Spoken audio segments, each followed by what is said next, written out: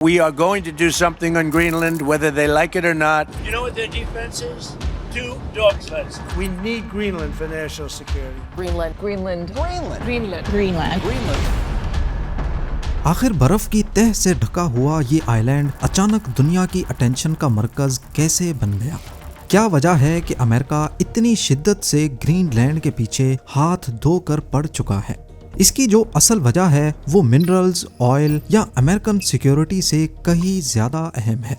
इतनी अहम कि वो पूरे दुनिया का निज़ाम भी बदल सकती है। ज़ेम टीवी की वीडियोस में एक बार फिर से खुशामदीद। नाज़रीन, ग्रीनलैंड नॉर्थ पोल के करीब दुनिया का सबसे बड़ा आइलैंड है जिसका 80% हिस्सा बर्फ की मोटी लेयर से ढका हुआ है। वैसे तो एरिया के हिसाब से ये सऊदी अरब, मेक्सिको और इंडोनेशिया से भी बड़ा है, लेकिन यहाँ रहने के काबिल इलाका इतना कम है कि पूरे ग्रीनलैंड में महज 57,000 लोग ही रहते हैं, वो भी साहिली पट्टी पर जहाँ बर्फ काफी कम है। टेम्परेचर की बात की जाए तो -30 डिग्री सेल्सियस यहाँ के लिए एक नॉर्मल बात है और नॉर्दर्न हिस्सों में तो -50 भी रोज का मामूल है। गर्मियाँ यहाँ सिर्फ इतनी देर के लिए ही आती हैं जितनी देर के लिए मिडिल ईस्ट में सर्दियाँ आती हैं, खींच खींच के 10 डिग्रीज, वो भी दिन की कड़कती धूप में। जिस ग्रीनलैंड में खून जमाने वाली ठंड हो, वो बर्फ का ढेर आज दुनिया की सुपर पावर्स के दरमियान एक कोल्ड वॉर का मरकज कैसे बन गया है? अमेरिकन प्रेसिडेंट डोनाल्ड ट्रंप तो यहाँ तक कह चुके हैं कि हमें किसी भी सूरत ग्रीनलैंड को अमेरिका का हिस्सा बनाना है, फिर चाहे इसमें मिलिट्री ऑपरेशन का सहारा ही क्यों ना लेना पड़े। सिर्फ एक मर्तबा नहीं, ट्रंप ने बार बार ग्रीनलैंड को पाने की ख्वाहिश की है और ट्रंप की इसी जिद ने जियोपॉलिटिक्स एक्सपर्ट्स को फिक्रमंद कर रखा है। ग्रीनलैंड नॉर्थ अमेरिकन कॉन्टिनेंट का एक हिस्सा जरूर है, लेकिन पॉलिटिकली ये किंगडम ऑफ डेनमार्क के कंट्रोल में आने वाला एक ऑटोनोमस रीजन है।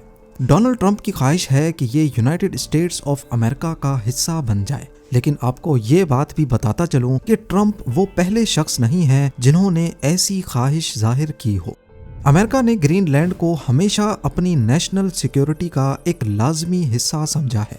1867 तक अलास्का भी रशिया का हिस्सा होता था और फिर अमेरिका ने उसको महज 2 सेंट्स पर एकड़ के हिसाब से खरीद लिया, क्योंकि अमेरिका शुरू से ही आर्कटिक रीजन में अपनी हुक्मरानी कायम रखना चाहता है। उस वक्त पहली बार ग्रीनलैंड और आइसलैंड को भी खरीदने की कोशिश की गई थी, लेकिन अमेरिकन कांग्रेस ने इस प्लान को मजाक में उड़ा दिया। इसके बाद साल 1910 में यूएस प्रेसिडेंट विलियम होवर्ड थॉफ्ट ने ग्रीनलैंड को हासिल करने की कोशिश की, लेकिन इस बार भी नाकामी मिली। इसके बाद असल मोड़ तब आया जब वर्ल्ड वॉर 2 में जर्मन्स ने डेनमार्क पर कब्जा कर लिया। इस मौके पर अमेरिका ने ग्रीनलैंड की सिक्योरिटी अपने हाथ में ले ली ताकि नाज़ी फोर्सेस वहां अपनी बेसेस ना बना सकें। जंग खत्म होने के बाद 1946 में अमेरिकन प्रेसिडेंट हैरी ट्रूमैन ने डेनमार्क को $100 मिलियन का गोल्ड ऑफर किया और इसके बदले ग्रीनलैंड मांग लिया। डेनमार्क ने उस वक्त भी जमीन बेचने से इनकार किया, पर अमेरिका को इतनी इजाजत दे दी कि वो वहां अपनी मिलिट्री बेसेस बना ले। यूं एक बात तो क्लियर है कि डोनाल्ड ट्रंप का तरीका जरूर गलत है, लेकिन वो पहले यूएस प्रेसिडेंट नहीं जो ग्रीनलैंड को पाने की कोशिश कर रहे हैं। देखा जाए तो ट्रंप के इस सख्त लहजे के पीछे कई वजूहात मालूम होती हैं। वेनेजुएला के प्रेसिडेंट निकोलस मैडुरो की गिरफ्तारी और वहां कब्जा करने के बाद उन्होंने ग्रीनलैंड पर अपना दबाव मजीद बढ़ा दिया है। इसकी एक वजह तो है नेशनल सिक्योरिटी। देखा जाए तो ग्रीनलैंड की आर्कटिक में लोकेशन कुछ ऐसी है कि वो रशिया और अमेरिका के बिल्कुल सेंटर में मौजूद है। मिलिट्री के नजरिए से देखा जाए तो जो कोई ग्रीनलैंड पर होल्ड करेगा, ऑटोमेटिकली उसका कंट्रोल पूरे आर्कटिक रीजन में बेहतर हो जाएगा। पर ग्रीनलैंड में ऑलरेडी अमेरिकन फोर्सेस मौजूद हैं। वहां की बिडुफीक स्पेस बेस में आज भी 10,000 के करीब अमेरिकन सोल्जर्स मौजूद हैं। तो फिर उनको खतरा किस चीज का है? असल में ग्रीनलैंड है तो डेनमार्क के होल्ड में, लेकिन वहां के रहने वाले लोग काफी अरसे से अपना अलग मुल्क चाहते हैं, यानी कि आजादी। और डेनमार्क भी कोई पावरफुल किंगडम नहीं है। वो अपने बजट का आधा हिस्सा ग्रीनलैंड को फंड्स की सूरत में देते हैं, लेकिन उसके बावजूद भी वहां कोई आर्मी नहीं है। ट्रंप को खतरा है कि अगर कल को ग्रीनलैंड आजाद हो गया तो हो सकता है वो वहां अमेरिकन बेसेस हटाने की डिमांड कर दें या फिर किराया बहुत ज्यादा बढ़ा दें। तभी अमेरिका चाहता है कि ग्रीनलैंड का पूरा कंट्रोल उनके हाथ में आ जाए। दूसरी बात यह है कि ग्रीनलैंड की अपनी कोई आर्मी नहीं है, वहां डेनिश डिफेंस फोर्सेस हैं जो ट्रंप के ख्याल में काफी कमजोर हैं। ट्रंप ने तंजिया अंदाज में कहा है कि वो ग्रीनलैंड को 2 कुत्तों वाली स्लेड से क्या ही प्रोटेक्ट करेंगे। बेशक ट्रंप की बात किसी हद तक सही हो, लेकिन पूरी दुनिया को उनकी नीयत पर शक है, क्योंकि अमेरिका का पास्ट इंप्रेशन ही कुछ ऐसा रहा है। इन्होंने इराक पर हमला किया वेपन्स ऑफ मास डिस्ट्रक्शन का बहाना बनाकर, पर असल में वहां कुछ नहीं मिला। 1964 में अमेरिका ने वियतनाम पर हमला किया, ये बहाना बनाकर कि वियतनामीज जहाजों ने गल्फ ऑफ टोंकिन में अमेरिकन जहाज USS मेडॉक्स पर हमला किया है। लेकिन 2005 में भांडा फूटा और पता चला कि ऐसा कोई हमला नहीं हुआ था। 2011 में अमेरिका ने लीबिया को निशाना बनाया। कहा गया कि कर्नल गद्दाफी वहां नस्ल कुशी कर रहे हैं, जबकि बहुत से एक्सपर्ट्स मानते हैं कि असल में कर्नल गद्दाफी गोल्ड दिनार करेंसी बनाकर डॉलर की मोनोपोली खत्म करना चाहते थे। ये सब इस नई करेंसी को रोकने के लिए किया गया। तो तारीख को देखते हुए इस बार भी ऐसा समझा जा रहा है कि ग्रीनलैंड को रशिया से खतरे का बहाना बनाकर अमेरिका वहां कब्जा करके सिर्फ सिक्योरिटी ही नहीं बल्कि बाकी रिसोर्सेज पर भी कब्जा करना चाहता है। सिक्योरिटी से हटकर बात की जाए तो ग्रीनलैंड दुनिया के उन चंद इलाकों में से एक है जहां रेयर अर्थ एलिमेंट्स के बहुत बड़े ज़खायर मौजूद हैं। ये मिनरल्स इतने अहम हैं कि आने वाली टेक्नोलॉजी के लिए इन्हें ऑक्सीजन कहा गया है। ग्रीनलैंड में एवरेज बर्फ की लेयर 2 किलोमीटर डीप है, और क्योंकि ये बर्फ करोड़ों साल पुरानी है तो यकीनन यहाँ अनएक्सप्लोर्ड रिसोर्सेज भी होंगे। जियोलॉजिकल सर्वेज के मुताबिक ग्रीनलैंड रेयर अर्थ एलिमेंट्स का 8वां बड़ा जखीरा है, जिसमें नियोडीमियम है जिससे इलेक्ट्रिक गाड़ियों और टर्बाइन्स के मैग्नेट्स बनते हैं। गैलियम है जो AI चिप्स और रेडार सिस्टम्स में काम आता है। यूरेनियम है जो न्यूक्लियर एनर्जी में इस्तेमाल होता है, और सिलिकॉन जो सेमीकंडक्टर्स और सोलर पैनल्स बनाने में फायदेमंद है। ये सारे एलिमेंट्स हमारी फ्यूचर टेक्नोलॉजी के लिए काफी फायदेमंद हैं। आपको ये बात जानकर हैरत होगी कि इस वक्त दुनिया में इन मिनरल्स की सप्लाई के 90% हिस्से पर चाइना का कंट्रोल है, और रिसेंटली चाइना ने इन मिनरल्स की एक्सपोर्ट पर लिमिट्स भी लगाई हैं ताकि वेस्टर्न कंट्रीज को प्रेशर में लाया जा सके। ये भी सच है कि आने वाले वक्त में वही सबसे ताकतवर तस्वुर किया जाएगा जिसके पास इन मिनरल्स के ऊपर कंट्रोल होगा। ये भी एक वजह है कि ट्रंप ग्रीनलैंड के इन मिनरल्स को हासिल करके चाइना की मोनोपोली तोड़ना चाहते हैं। बताने की जरूरत तो नहीं है, लेकिन सर्वे के मुताबिक सिर्फ नॉर्थ ईस्ट ग्रीनलैंड के नीचे ही 31 अरब बैरल्स ऑयल का जखीरा है, और बाकी पूरे ग्रीनलैंड में कितना ऑयल है इसका अंदाजा आप खुद लगा लें। सिक्योरिटी, रेयर अर्थ एलिमेंट्स और ऑयल से हटकर इंटरनेट केबल्स की सिक्योरिटी भी एक बड़ी वजह है।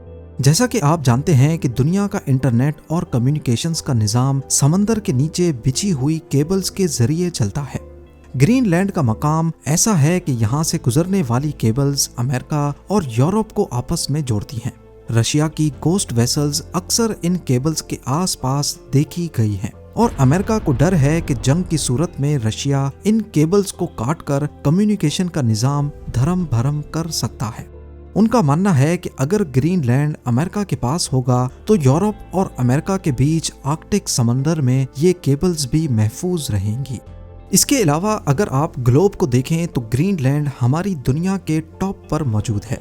यहाँ बीटूफिक स्पेस बेस है जहाँ मौजूद है UEWR यानी अपग्रेडेड अर्ली वार्निंग रडार। ये रशिया से निकलने वाले किसी भी इंटरकॉन्टिनेंटल बैलिस्टिक मिसाइल को लॉन्च के फौरन बाद डिटेक्ट कर सकता है। अगर इस मिसाइल को अमेरिका की तरफ फायर किया गया तो वो पैसिफिक या अटलांटिक ओशन के ऊपर से नहीं बल्कि ग्रीनलैंड के ऊपर से गुजरेगा। इसका मतलब है कि अगर अमेरिका की ग्रीनलैंड पर पकड़ नहीं होगी तो ये सीधा साधा US मेनलैंड को खतरा है। और सबसे अहम वजह जिसके बारे में कोई बात नहीं कर रहा वो है नया ट्रेड रूट। सदियों से इंसान एक ऐसे रास्ते की तलाश में है जो यूरोप और एशिया को जल्द अज जल्द मिला सके। पुराने जमाने में बहरी जहाजों को पूरे अफ्रीका या साउथ अमेरिका का चक्कर काट कर जाना पड़ता था। फिर सुइज और पनामा कैनाल बनाए गए, जिससे महीनों का सफर हफ्तों में बदल गया। लेकिन आर्कटिक ओशन का रास्ता हमेशा बर्फ से बंद रहा और ये रास्ता कार्गो शिप्स के लिए क्रॉस करना नामुमकिन समझा जाता था। अब ग्लोबल वार्मिंग की वजह से आर्कटिक की वो सदियों पुरानी सख्त बर्फ आहिस्ता आहिस्ता पिघल रही है। इससे एक नया समंदरी रास्ता निकलता हुआ दिख रहा है, जिसे नॉर्थ वेस्ट पैसेज कहते हैं। मिसाल के तौर पर अगर एक बहरी जहाज चाइना से लंदन जाना चाहता है तो सुइज कैनाल के बजाय इस नए आर्कटिक रास्ते से उसे तकरीबन 9000 किलोमीटर कम सफर करना पड़ेगा। इसका मतलब है कि न सिर्फ करोड़ों डॉलर्स का फ्यूल बचेगा, बल्कि सफर के 10-15 दिन भी बच जाएंगे। तो असल में ये मामला सिर्फ ग्रीनलैंड का नहीं, बल्कि इस नए रास्ते को कंट्रोल करने का भी है। जो मुल्क इस रास्ते को कंट्रोल करेगा वो दुनिया की ग्लोबल ट्रेड का गेट कीपर कहलाएगा। रशिया के पास ऑलरेडी दुनिया का सबसे बड़ा आर्कटिक ओशन का साहिल है और वो अपने रास्ते पर टैक्स लगाना चाहता है। चाइना की बात की जाए तो वो यहाँ पोलर सिल्क रोड बनाना चाहता है। अब अमेरिका को डर है कि अगर वो पीछे रह गया तो दुनिया की ग्लोबल ट्रेड की चाबी रशिया और चाइना के हाथ में चली जाएगी, जो कि अमेरिका का एक डरावना ख्वाब है।